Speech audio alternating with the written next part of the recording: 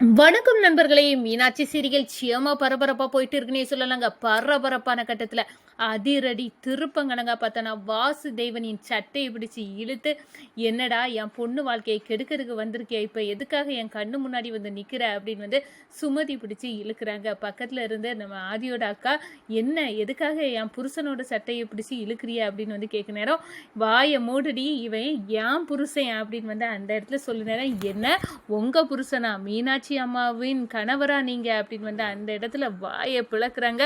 ஒரு கட்டத்துல பார்த்தோன்னா, அதான் எங்கேயோ பார்த்தது மாதிரி இருக்க அப்படின்னு வந்து நினைச்சேன் அப்படின்னு வந்து தேன்மொழி அந்த இடத்துல அரண்டு போய் நிற்கிறாங்க. எங்களை சின்ன வயசுல எங்கள் அம்மாவையும் எங்களையும் கை கழுவி விட்டுட்டு போன ஆளு தானே நீங்கள், இப்போ எதுக்காக வந்தீங்க அப்படின்னு வந்து அந்த இடத்துல வெளுத்தெடுக்கிறாங்க. ஆதியின் மாமா வாசுதேவன் அது என்னோட அப்பா அப்படின்னு வந்து தெரிஞ்சு மீனாட்சி கொந்தளிக்கிறாங்க. இந்த சைடு பார்த்தோன்னா புவனா ஓடி வராங்க.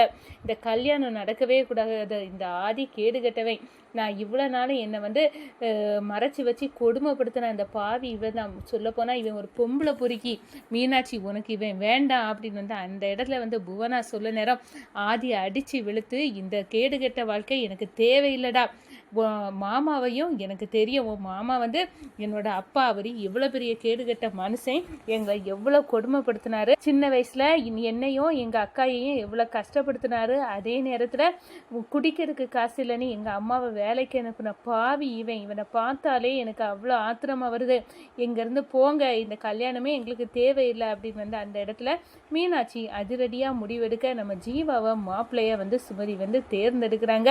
அதே நேரத்தில் பார்த்தோன்னா அப்பத்தாவுக்கு அவ்வளோ பெரிய சாக்கு, அப்போ பல கோடி சொத்துருவுக்கு அதிபதியாக இந்த தேன்மொழியை மீனாட்சியும் அப்படின்னு வந்து அரண்டு போய் நிற்கிறாங்க. அதை பற்றி தாங்க இந்த வீடியோக்குள்ளே பார்க்க போகிறோம்.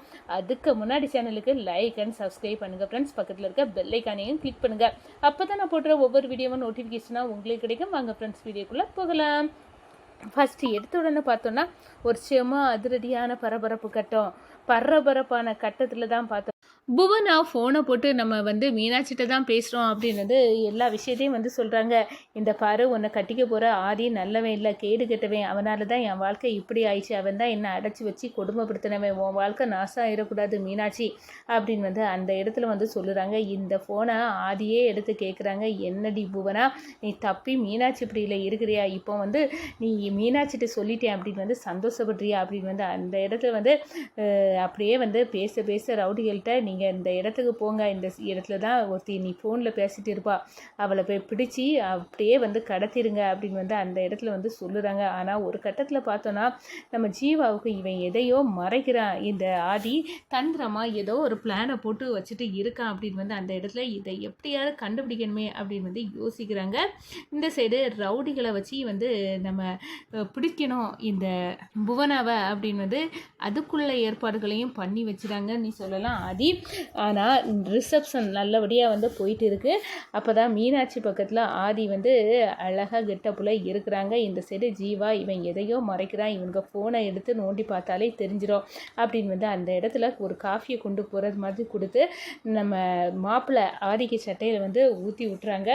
ஆதியும் அதை மாற்றதுக்காக வர நேரம், டே நீ கேடு கெட்டவனே தெரியும் அப்படின்னு எல்லாம் அந்த இடத்துல வந்து பேசிக்கிட்டு ஒரு கட்டத்தில் பார்த்தோன்னா அந்த ஃபோனை எடுத்து வச்சுக்கிட்டு கேட்குறாங்க. அப்போ தான் புவனா வந்து, நீங்கள் கண்டிப்பாக வந்து காப்பாற்றிடுங்க, மீனாட்சிக்கு இந்த கல்யாணம் நடக்கக்கூடாது அப்படின்னு வந்து அந்த இடத்துல பேச நேரத்தில் அப்படியே வாயை அமுக்கி ரவுடியாக வந்து புவனாவை பிடிச்சிட்டு போயிடறாங்கன்னு சொல்லலாம். இந்த சைடு பார்த்தோன்னா என்ன யாரோ பேசினாங்க, ஆனால் பேசினவங்க தெளிவாக இந்த ஆதி மோசமானவனி சொன்னாங்க. இப்போ நம்ம இதை எப்படி வந்து நிரூபிக்கிறது அப்படின்னு வந்து அந்த இடத்துல வந்து சாக்காவி நிற்கிறாங்க. அதே நேரத்தில் வந்து அந்த ஆதியும் அந்த ரூமுக்குள்ளே வர நேரம், டே நீ கேடு கெட்டவேணி வந்து ஒரு பொண்ணை இப்போ கால் பண்ணி சொன்னா அப்படின்னு சொன்னேன்னா, இதெல்லாம் மீனாட்சிட்ட சொன்னால் நம்பவா போகிறா, அவள் கண்டிப்பாக நம்ப மாட்டாடா, என்ன தான் கல்யாணம் பண்ணிக்க போகிறா அப்படின்னு வந்து அந்த இடத்துல வந்து ஆதி வந்து சொல்லிட்டு இருக்காங்க. நம்ம ஜீவா கிட்ட ஒரு தென்னாவட்டாட்டி இதை வந்து ஒட்டு கேட்டுறாங்க மீனாட்சி.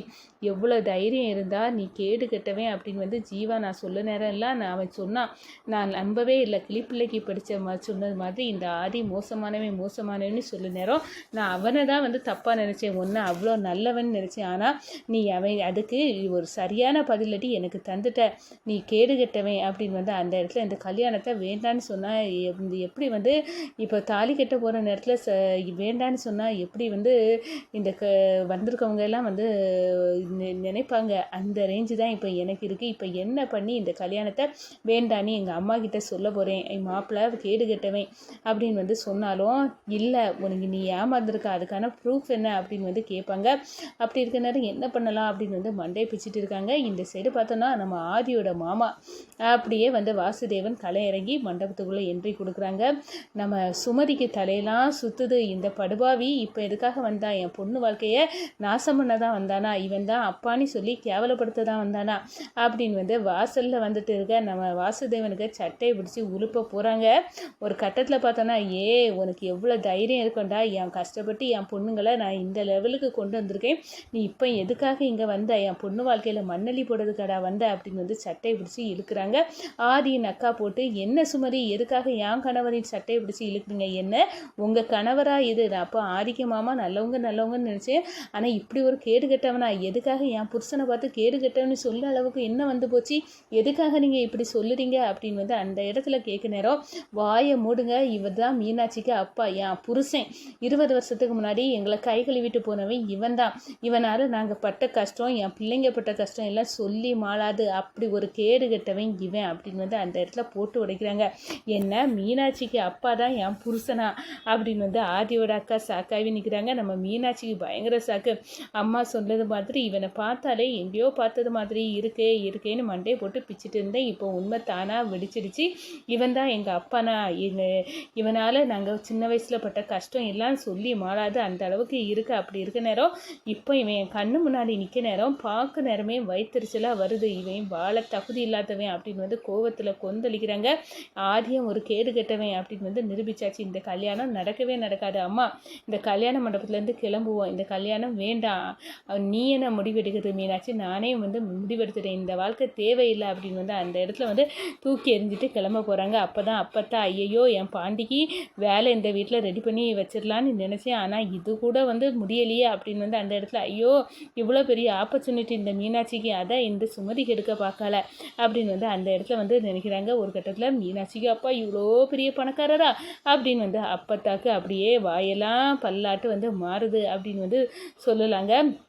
அதே நேரத்தில் நம்ம பார்த்தோன்னா மீனாட்சி ஒரு முடிவு எடுக்கிறாங்க, இந்த கல்யாணம் நடக்கும், ஆனால் மாப்பிள்ளை மட்டும் வேறு, இப்போ மாப்பிள்ளை வந்து ஜீவா தான் அப்படின்னு வந்து சொல்ல நேரம் அப்பத்தாவுக்கும் சரி இதுவும் நல்லா தான் இருக்குது, ஏன்னா மீனாட்சியோட அப்பையும் இவ்வளோ பெரிய பணக்காரனாக இருக்க நேரம் கண்டிப்பாக அந்த பங்கு தேனுக்கும் மீனாட்சிக்கும் தான் வரும், எல்லாமே நம்ம குடும்பத்துக்கு தான் வரப்போகுது, அதனால் இந்த கல்யாணத்துக்கு சம்மதிச்சிடலாம் அப்படின்னு வந்து நம்ம அப்பத்தாவை சம்மதிக்க வந்து மீனாட்சி ஜீவா கல்யாணம் நடக்குது.